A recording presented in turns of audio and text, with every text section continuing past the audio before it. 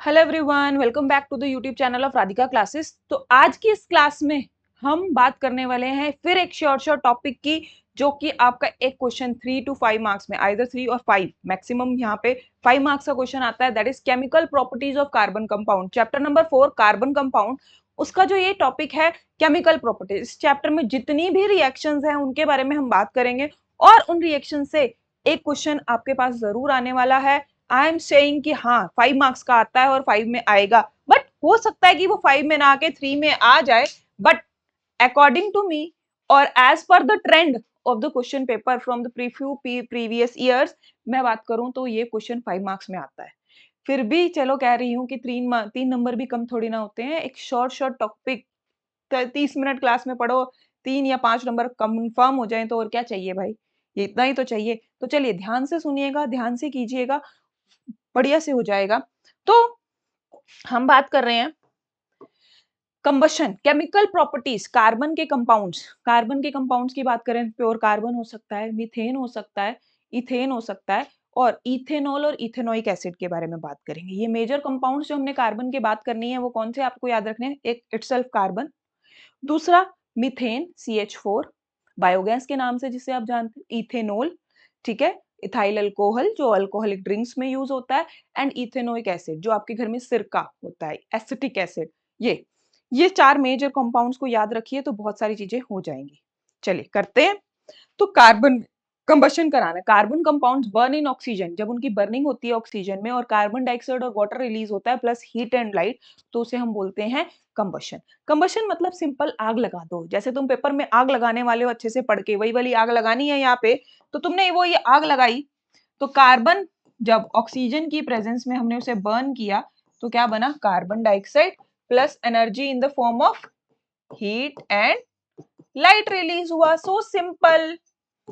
Carbon नहीं madam, methane को burn करते हैं। लो जी, मीथेन को बर्न किया तो क्या बना, कार्बन डाइऑक्साइड, साथ में अब वाटर बन गया, ठीक है। और मैंने रिएक्शन को बैलेंस करना था, तो लीजिए यहाँ पे 2 मीथेन के मॉलिक्यूल्स कर दिए, तो यहाँ हो गया 2। अब 2 करने पे यहाँ पे हाइड्रोजन कितने हो गए, 4 to 8 हाइड्रोजन हो गए 8 हाइड्रोजन करने के लिए मुझे यहाँ लगाना पड़ा 4, और यहाँ 4 लगाते ही मेरे पास ऑक्सीजन कितने हो गए, 2 2 4 एंड 4 8। यहाँ पे कितने हुए, 4 2 जा, यहाँ तो ऑक्सीजन है ही नहीं तो सॉरी, ऑक्सीजन करने थे मुझे, लीजिए 4 to 8 कर दिए मैंने, ठीक है। तो इस तरह से हम कर सकते थे रिएक्शन को बैलेंस। नहीं मैम, इथेनॉल को आग लगाओ, burning of ethanol, combustion of ethanol, लो जी ऑक्सीजन के साथ बर्न कर दिया, तब भी carbon dioxide plus water and plus heat and light, यहाँ भी हीट एंड लाइट, ओके। तो इस तरह से कार्बन के कंपाउंड्स में कंबशन होती है, बहुत ही आसान। लेकिन कंबशन और ऑक्सीडेशन में फर्क है, आपको ये बात समझनी होगी कि there is a difference between combustion and oxidation. Burning कर रहे थे, सब जल रहा था, ऐश बन रहा था, वो कंबशन था। लेकिन ऑक्सीडेशन इज डिफरेंट। कार्बन के कंपाउंड्स जैसे कि अल्कोहल, कौन सा एग्जांपल लेना है यहाँ मुझे कंबशन के लिए, अल्कोहल।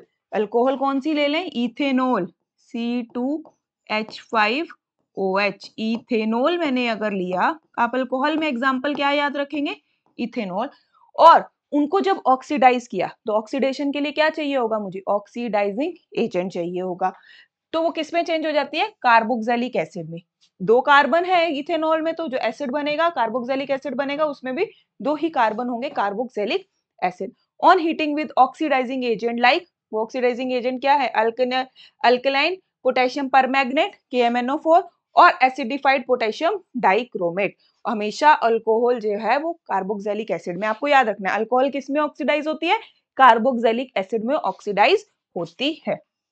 तो वो ऑक्सीडाइज होके क्या बन गया, इथेनोइक एसिड। इथेनॉल से क्या बना, इथेनोइक एसिड। और यहाँ पे हम जो एजेंट यूज कर रहे हैं, ऑक्सीडाइजिंग एजेंट यूज कर रहे हैं, वो या तो होगा अल्कली KMnO4, या फिर और करना है, दोनों नहीं डालने हैं, एसिडिफाइड पोटेशियम डाइक्रोमेट K2Cr2O7, और आप क्रोमियम ऑक्साइड भी डाल सकते हो। क्रोमियम ऑक्साइड भी यूज कर सकते हो। चलिए थर्ड रिएक्शन की तरफ चलते हैं। Very important reaction, third reaction of the chemical property of the carbon compound is addition reaction. यहाँ क्या होता है, आपके पास कोई भी अनसैचुरेटेड, जहां अनसैचुरेटेड मतलब कार्बन कार्बन डबल बॉन्ड है, ये आर ग्रुप लगाया, मतलब ये कार्बन का कंपाउंड कितने भी लंबा कार्बन चेन हो सकती है, हमें यहाँ फोकस क्या करना है, वो अनसैचुरेटेड है, डबल बॉन्ड का है। तो जब मैं उसमें हाइड्रोजन ऐड कर दूं, addition of hydrogen is also known as addition of hydrogen. तो एडिशन हो रहा है हाइड्रोजन का, इसलिए एडिशन रिएक्शन। लेकिन एडिशन किसका हो रहा है, हाइड्रोजन का, तो मैं उसे क्या बोलूंगी, हाइड्रोजिनेशन भी बोल सकती हूँ। और यहाँ पे जो कैटलिस्ट यूज होता है, या तो निकल या प्लेटिनम जैसी मेटल्स को यूज करते हैं। तो देखिए हुआ क्या, कार्बन जो कार्बन डबल बॉन्ड था, कार्बन जो कार्बन डबल बॉन्ड था, उसको हमने हाइड्रोजन ऐड करने की वजह से सिंगल बॉन्ड में कन्वर्ट कर दिया। ये डबल बॉन्ड था वैसे, अब हमने एक डबल बॉन्ड हटाया और क्या ऐड कर दिया, इधर भी हाइड्रोजन, इधर भी हाइड्रोजन। तो अनसैचुरेटेड, आपका अनसैचुरेटेड हाइड्रोकार्बन किस में चेंज हो गया, सैचुरेटेड, मतलब उसमें से हमने डबल बॉन्ड को खत्म कर दिया। तो वो हो गया हमारा हाइड्रोजिनेशन और एडिशन रिएक्शन।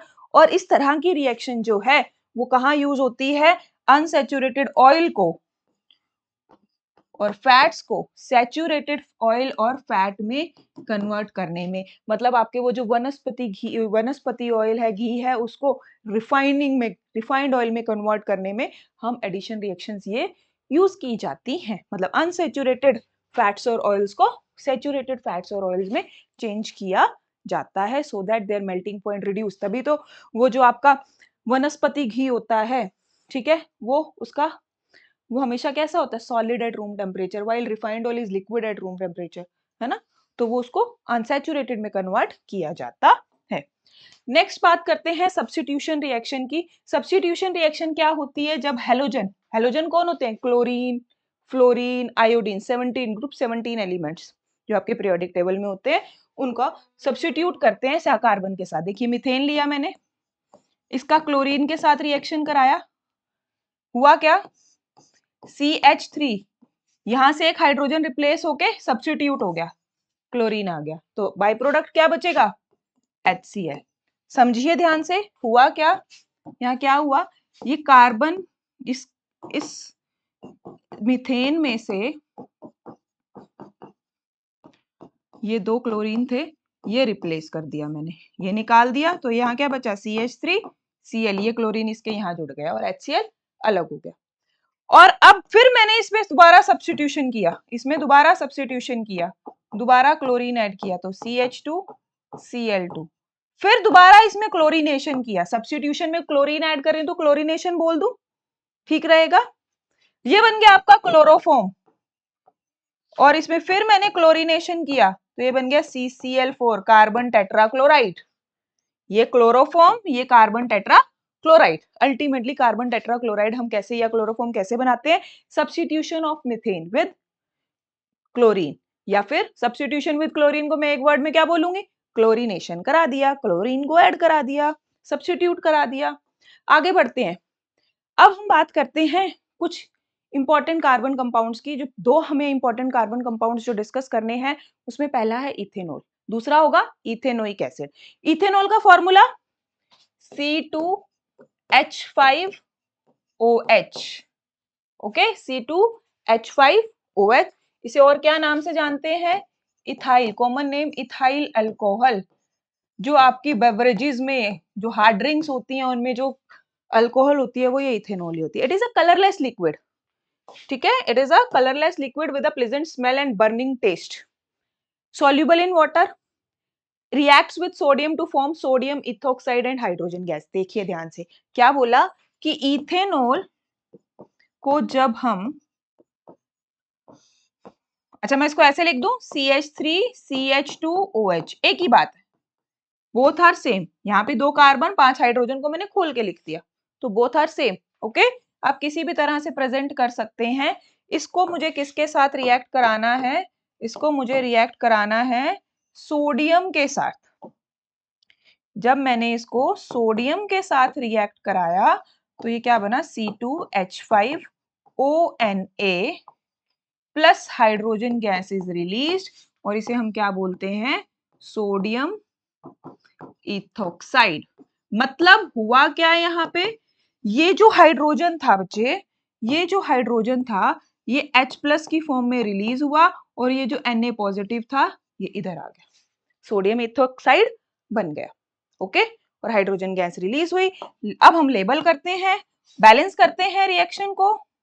चलिए रिएक्शन को बैलेंस कर लेते हैं फटाफट से। रिएक्शन को बैलेंस कर लेते हैं। यहाँ कार्बन कितने हैं 2, यहाँ भी 2, यहाँ हाइड्रोजन कितने हैं 5O ये, लेकिन हाइड्रोजन यहाँ पे 2 है और यहाँ 1 है, तो बैलेंस करने के लिए मैंने यहाँ लगाया 2, है ना, 2 यहाँ लगाया तो यहाँ भी लगाना पड़ेगा, तो बाकी सब बैलेंस हो गया लेकिन सोडियम रह गया। तो लीजिए हो गई मेरी बैलेंसिंग कंप्लीट। बैलेंसिंग तो सबको आती है। If you want a live session on a balancing of a reaction do comment on this section video.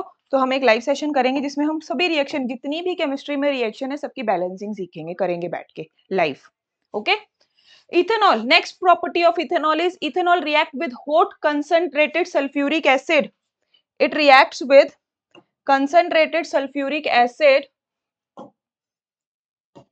to form ethene and water and is dehydrating agent here। क्यों यहाँ पे concentrated sulfuric acid को dehydrating agent क्यों कहा है, क्योंकि देखिएगा वो रिमूवल ऑफ वाटर करा रहा है, रिमूवल ऑफ वाटर कराएगा जिसकी वजह से हमने उसे डिहाइड्रेटिंग एजेंट कहा। और ये चीज आपके लिए बहुत इंपॉर्टेंट है कि डिहाइड्रेशन करा दो, इथेनॉल की डिहाइड्रेशन करा दो। तो मैं यहाँ क्या कराने लगी हूँ, डिहाइड्रेशन किसकी, इथेनॉल की, मतलब इथेनॉल में से पानी निकालना है, तो इथेनॉल C2H5OH। चलिए अब की बार मैं इथेनॉल को C2H5 नहीं लिख के CH3CH2OH लिखती हूँ, मेरी मर्जी कैसे भी लिख लो, है ना, कभी को जो मन करे तो वो। कंसंट्रेटेड H2SO4 जो कि एक डिहाइड्रेटिंग एजेंट का यहाँ काम करेगा, जो कि यहाँ पे डिहाइड्रेटिंग एजेंट, मतलब इसमें से इथेनॉल में से वाटर निकालेगा। वाटर कैसे निकालेगा, 2 कार्बन है इथेनॉल में, एक से OH ले लेगा, एक से हाइड्रोजन ले लेगा, तो यहाँ क्या बचेगा, पहले वाले में से यहाँ से एक हाइड्रोजन ले लिया इस कार्बन से तो CH2 बचा, दूसरे वाले से OH ले लिया तो क्या बचा CH2 बचा। कार्बन की वैलेंसी पूरी करने के लिए बीच में हमें लगाना पड़ा डबल बॉन्ड, और 2 कार्बन के साथ डबल बॉन्ड तो वो क्या बन जाता है इथीन। तो जब हम इथेनॉल की डिहाइड्रेशन करते हैं तो हमें क्या मिलता है इथीन। आपको लिखा आएगा, डायरेक्ट क्वेश्चन तो आने से रहा, आपको लिखा आएगा कि we obtain ethene from the ethanol, तो आप बताना कैसे, डिहाइड्रेशन करा देंगे। क्या हमने इथेनॉल की डिहाइड्रेशन कराई तो हमें क्या मिला, इथीन मिला। ठीक है, देखिए दोबारा रिएक्शन को देखिए, मैं पूरा कंपाउंड खोल के बताती हूँ आपको। ये था मेरा इथेनॉल, ये था मेरा इथेनॉल, इसमें जैसे ही मैंने कंसंट्रेटेड सल्फ्यूरिक एसिड डाला तो क्या हुआ, यहां से ये OH और यहां से ये H रिमूव हो गए, डिहाइड्रेशन हो गया इनका, तो बचा क्या CH2 double bond CH2, ethene बन गया। चलिए इथेनॉल के यूजेस को पढ़ लेते हैं फिर। Ethanol is used in making alcoholic drinks, बता दिया मैंने आपको, it is a very good solvent. ठीक है, जो चीजें हमें इसमें डिसॉल्व करानी हो तो हम बहुत अच्छे से करा सकते हैं।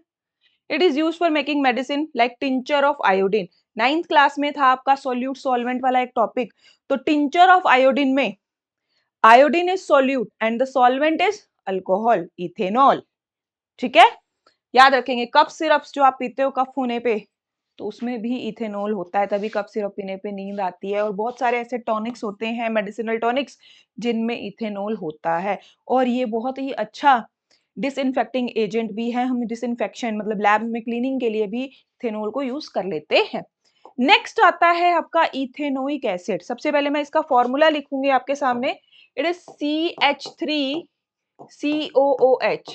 अब इसको ओपन स्ट्रक्चर में देखिए, लिख के देख लीजिए, समझ लीजिए, ये C double bond O H इस तरह से लिखा जाता है, कंफ्यूजन नहीं क्रिएट करना है।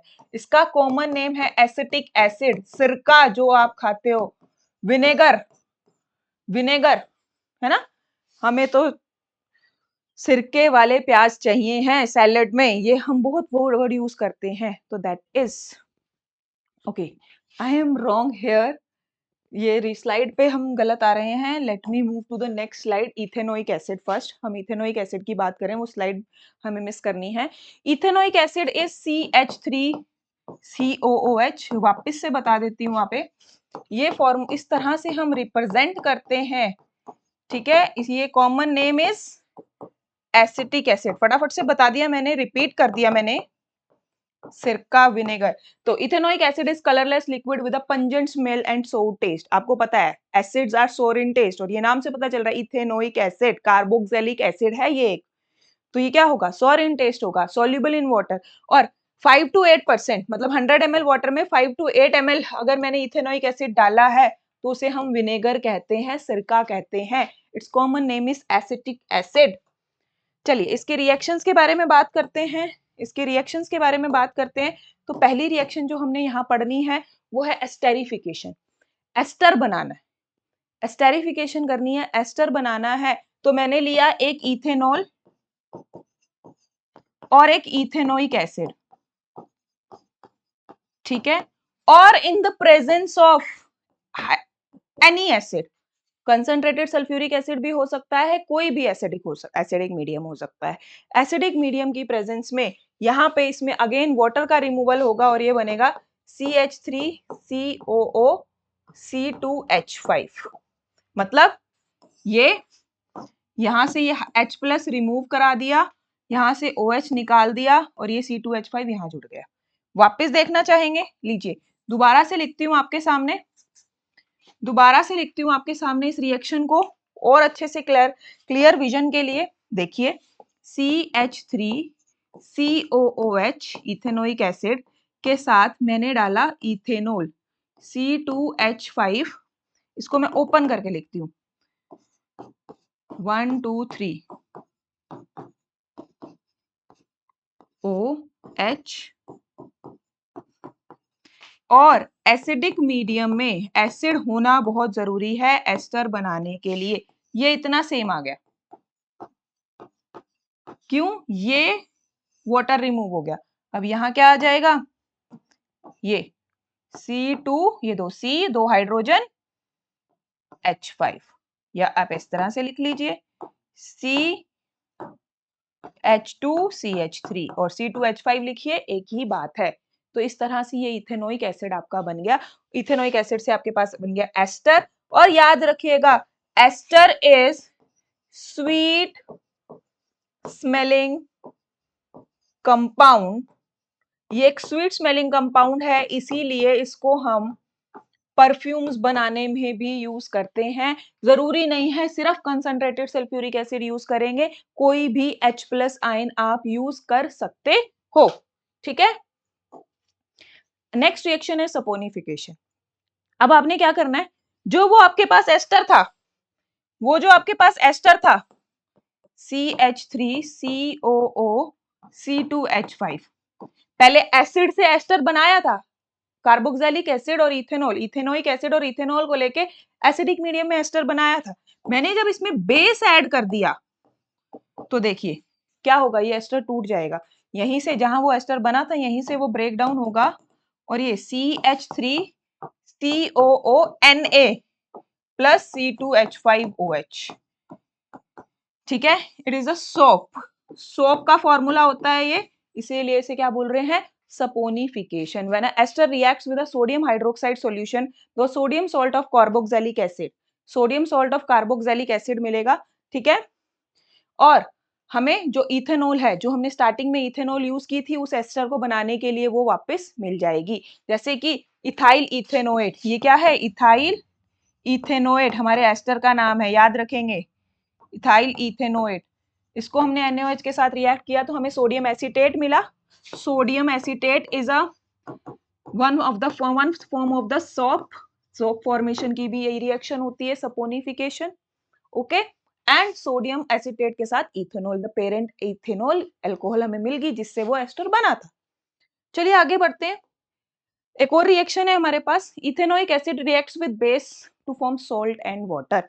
इथेनोइक एसिड जो है वो रिएक्ट करता है बेस NaOH के साथ डायरेक्टली और क्या बनाता है, सोडियम सॉल्ट, सोडियम एसीटेट। कौन सा सॉल्ट बना, सोडियम एसीटेट प्लस साथ में क्या रिलीज होता है, वाटर। ये H की जगह Na आ गया और ये OH के साथ मिलके क्या बन गया, H2O। एक और reaction, ethanoic acid reacts with carbonate and hydrogen carbonate. Metal carbonate और हाइड्रोजन कार्बोनेट के साथ salt water and carbon dioxide बनाता है। देखिए इथेनोइक एसिड लिया, इसके साथ मैंने सोडियम कार्बोनेट को रिएक्ट कराया तो ये क्या बनाएगा, CH3COO Na। ये जो सोडियम है वो इधर आ गया हाइड्रोजन की जगह, तो इसलिए ये CO2 क्या बन गया, CO3 से कार्बन डाइऑक्साइड, वाटर रिलीज हो गया। क्या रिलीज हुआ, कार्बन डाइऑक्साइड एंड वाटर। और ये जो सॉल्ट बना ये क्या था, sodium acetate. Okay, sodium acetate. Hydrogen carbonate के साथ भी रिएक्ट कर लेते हैं, लीजिए NaHCO3, तो ये क्या बना, again sodium acetate plus carbon dioxide plus hydrogen, sorry water. Balancing में देख लेते हैं, चेक कर लेते हैं दोनों की बैलेंसिंग। तो यहाँ पे सोडियम 2 है, यहाँ पे 1 है, तो उसको कंप्लीट करने के लिए मुझे इधर 2 लगाना पड़ा। 2 लगाते ही मेरे पास यहाँ कार्बन हो गए 2 and 1 3, यहाँ पे कार्बन है 1 2 3, तो मेरे कार्बन भी यहाँ, सॉरी यहाँ कार्बन हो गए 2 2 4 5, तो मैं यहाँ पे 2 लगाने वाली हूँ और मेरी रिएक्शन को बैलेंस करने वाली हूँ। अब देखेंगे आप, रिएक्शन बैलेंस है, यहाँ पे हाइड्रोजन कितने हैं, 3 2 6 and 2 8, यहाँ हाइड्रोजन कितने हैं, 3 2 6 and 2 8, तो रिएक्शन बैलेंस है। नीचे वाली रिएक्शन में देखते हैं, यहाँ पे आपको अगेन सोडियम, यहाँ सोडियम 1 है, सोडियम 1 है, हाइड्रोजन 2 है, 2 और 3 5, 3 4 5, तो ये रिएक्शन ऑलरेडी हमारी बैलेंस्ड है। तो इस तरह से हमने कार्बन कंपाउंड्स में जितनी भी रिएक्शंस बनती थी उन सबको पढ़ लिया। अब एक नेक्स्ट क्लास में करेंगे इसका एक और important topic, that is soaps and detergent. तब तक ये टॉपिक कंप्लीट कर लीजिए। All the best to all of you, bye bye, take care, all the best.